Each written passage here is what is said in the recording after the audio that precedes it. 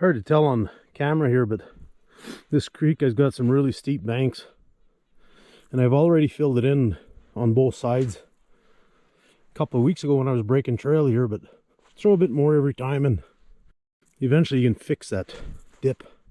When you're pulling a heavy sleigh, it's not always easy to get up those steep banks. It wants to catwalk on you, so I just shovel some at the base on both sides and makes it gradual. Once we get more snow here, it'll fill right in. Nice to have that grain scoop. I always keep it with me. Handy.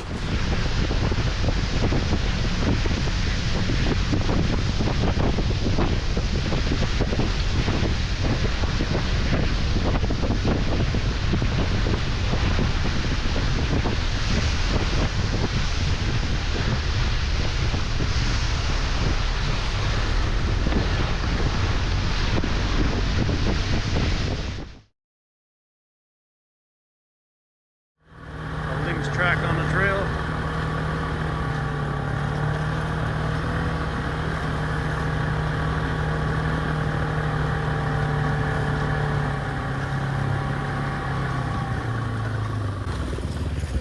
And we have another lynx.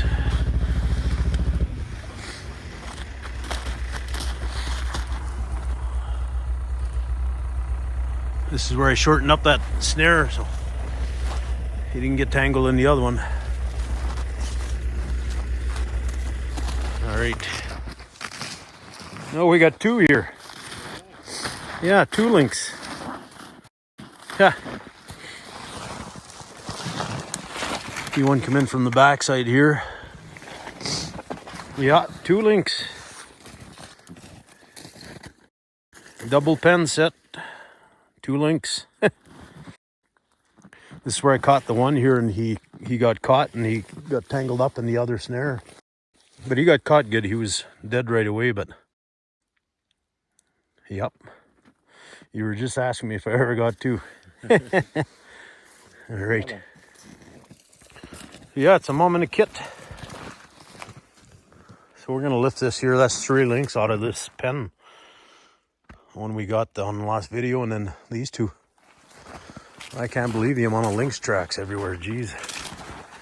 Good healthy numbers when you're getting kits. All right, got fire going in the skinning shack.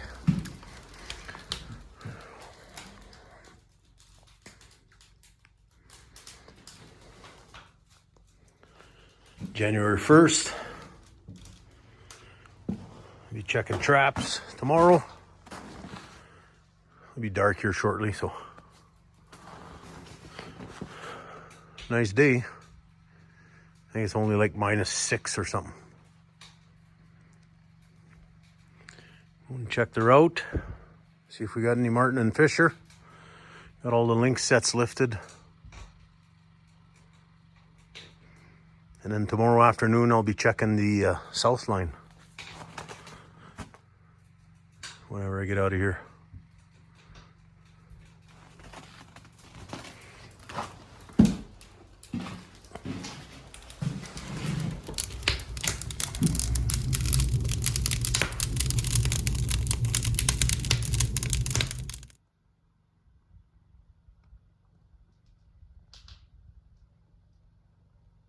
Sun's coming down.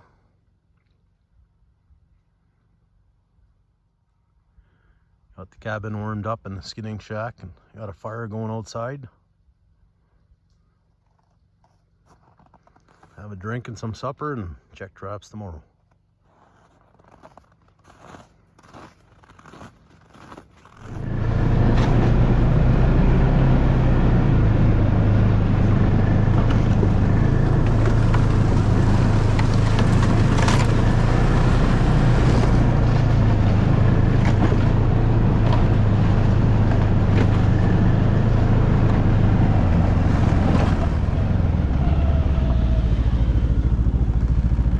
We got another marten.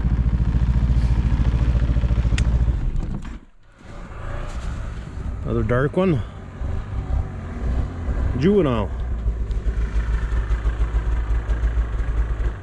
Right on.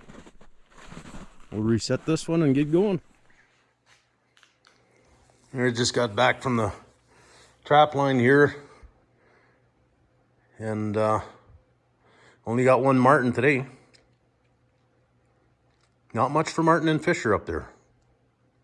And I got an extra one here that I got on the south line here, so just started setting on that line. I'm allowed 5 on that line, so we're good for another 4 links.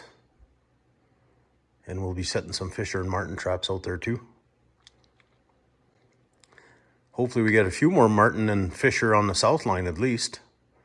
That north line, I don't know, there's so much feed out there, squirrels and rabbits like you wouldn't believe.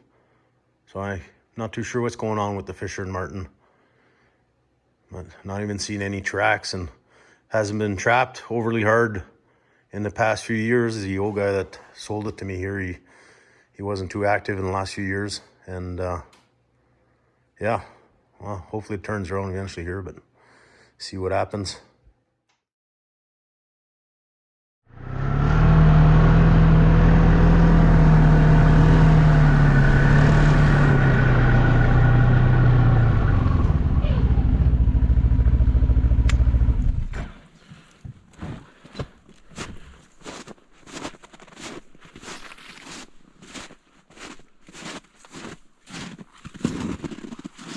Another dark martin.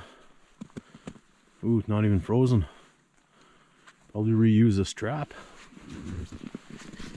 Bait's still there.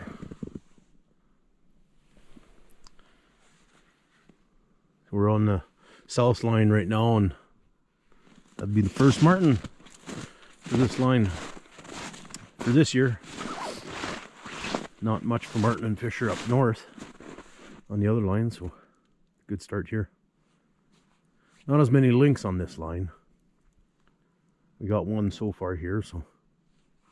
All right, I'll reset this and hit the trail again.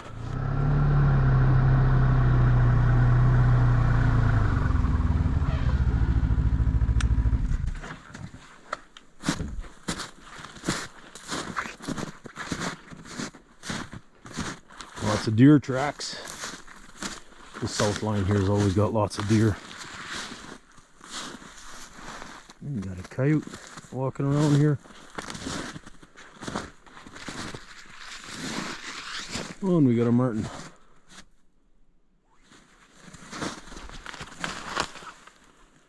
Probably a female. Going to where my wolf bait is. I haven't caught any there for a couple of years now, but seems like they're wanting to come back this way now. They've been hanging around west of here on the other line, and I've been having a hard time getting on this line here, but they snuck in here. So look at the size of this one here.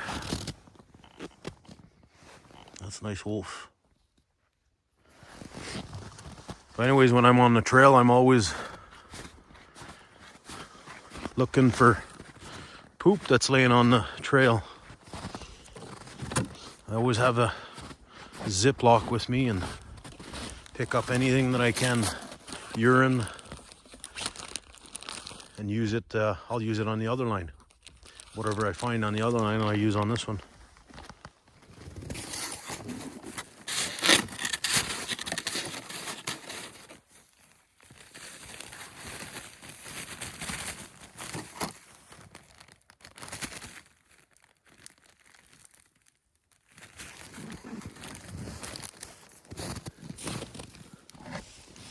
Then I'll label it and make sure I mark it good so that when I pick some out of the freezer, I know it's from a different area. And works pretty good that way. Same for urine. If I see anywhere they peed along the edge or whatever, I'll scoop it up. All right. One thing when I'm setting snares, I always grab my gloves, and these are gloves that have been washed and put in tubs for this purpose, for snaring or setting traps. And I'll just grab some spruce branches and rub my gloves on them. Always done this.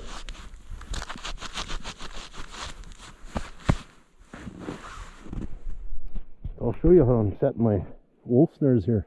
You can see here there's a trail that they're using. Nice fresh track going through there. So I'm going to tie the 9 gauge off of there and just need a little piece going over. My actual snare is going to be tied off on here. So I'll show you here. I'm just going to cut a little piece of 9 gauge wire.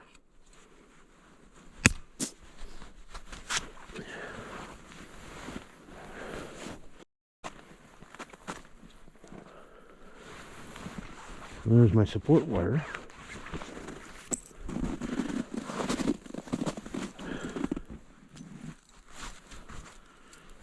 Grab my snare here. I might have to readjust the camera every now and again.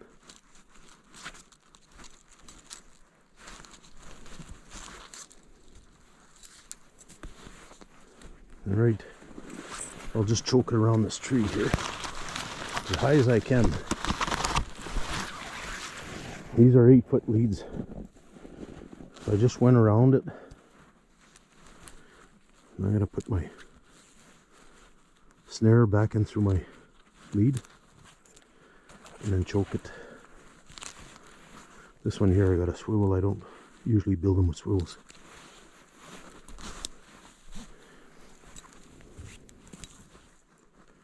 And then I'll open my snare up.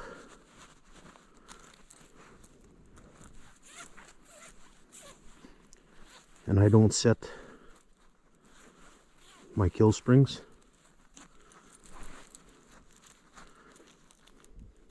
And I always put my kill spring on the same side, on this side here. And it doesn't have to be on this side, but it's just the way I build them and just to keep consistency.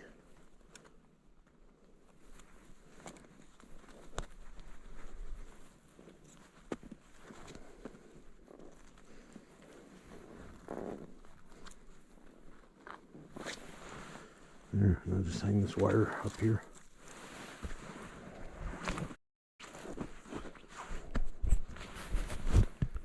So now when he gets caught in this snare, he's going to start running because it's going to fall around his neck right away. And he's got enough slack in this cable that's tied up in the tree here. It'll give him some time to speed up. And it, with that 1/16 cable that I use, that 1x19, it tightens right up right away. And bust her 2 arteries in her neck. Alright, I'll try and set another one up here.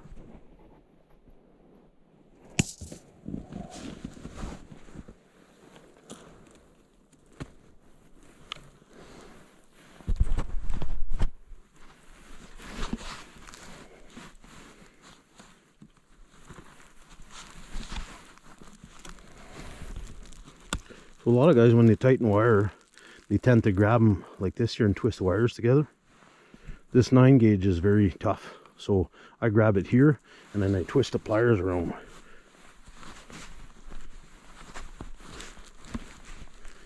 And it just gives you enough leverage that you can tighten it right up.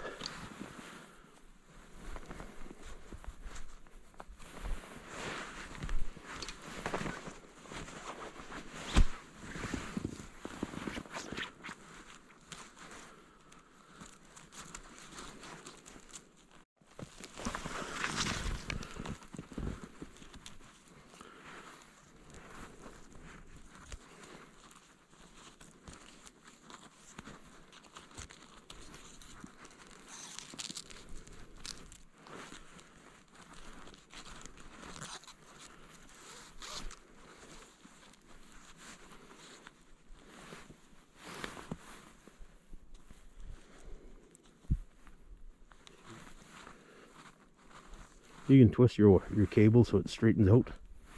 You don't want it to be on an angle.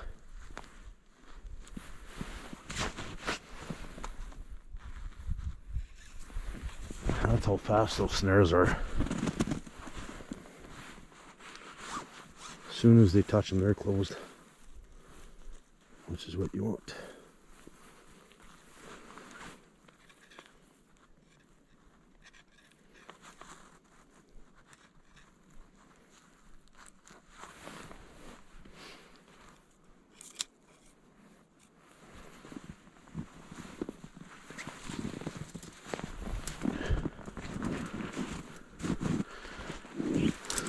I try not to walk on their trails, but they got trails here in every single direction.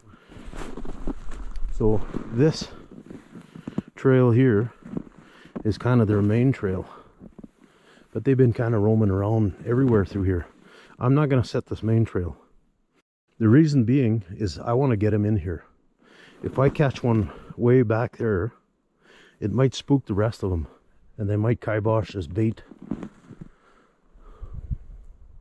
So I want to let them come in here, go to the bait, and then start doing their thing here. And I'll have all my snares ready for them. Alright, I'm going to set some more here. Oh, that is a nice spot. Natural. I didn't touch nothing. I never add any branches to block snares on wolf sets. Keep your scent down as much as you can. Trail sets I have, but not on a bait set like this.